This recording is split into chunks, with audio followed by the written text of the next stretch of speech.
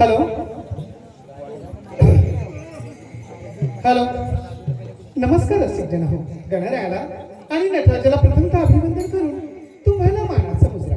मंडळी, आपल्या मराठी धर्मामध्ये कोणत्याही शुभ कार्याला प्रारंभ करताना प्रथमतः विघ्नहर्ता गजाननाचं स्तवन केलं जातं आणि मग आपल्या कार्यक्रमाला सुरुवात होते.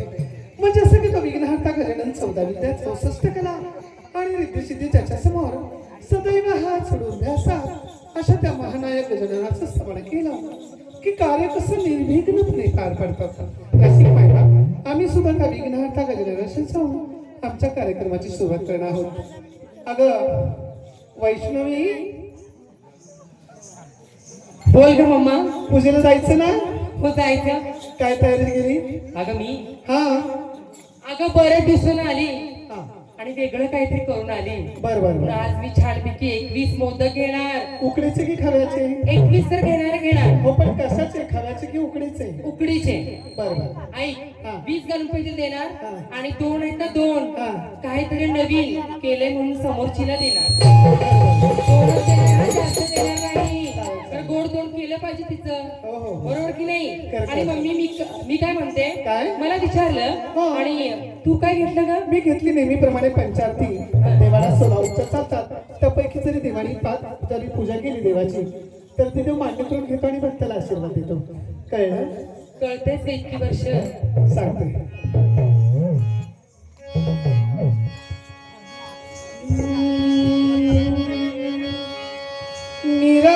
निराकार गुण निर्गुण नवीला वेद पुराणी टीका वेदाधी गण तुझा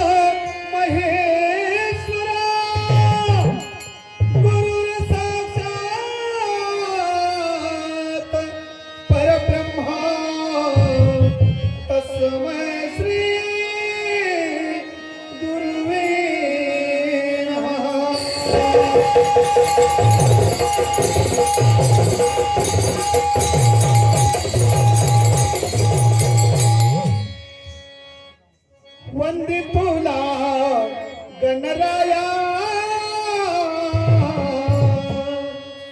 वंदे तुला गणराया, गणराया, वंदे तुला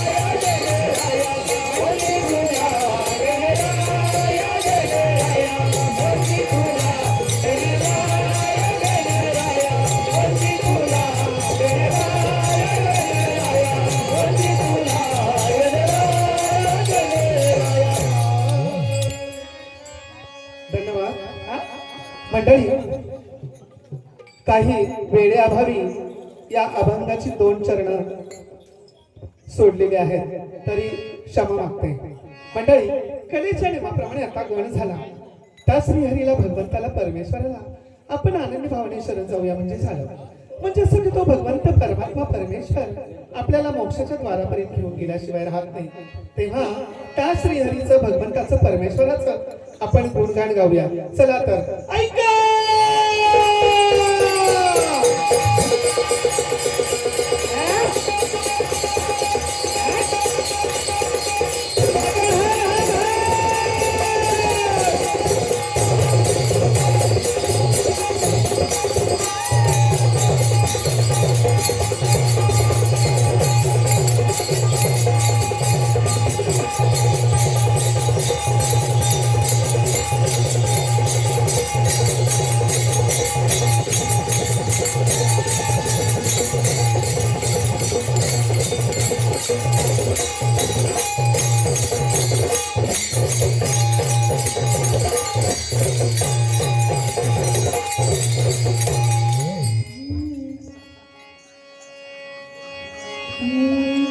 दमले बाई करुणी कायाच्या वाईट खोडीला. त्या काळ्या कृष्णाची खोडच वाईट आहे, सर्व जगताला माहिती. तेवढ्याच खोड्या करणार आणि तेवढाच जवळ घेणार आणि तेवढीच माया करणार.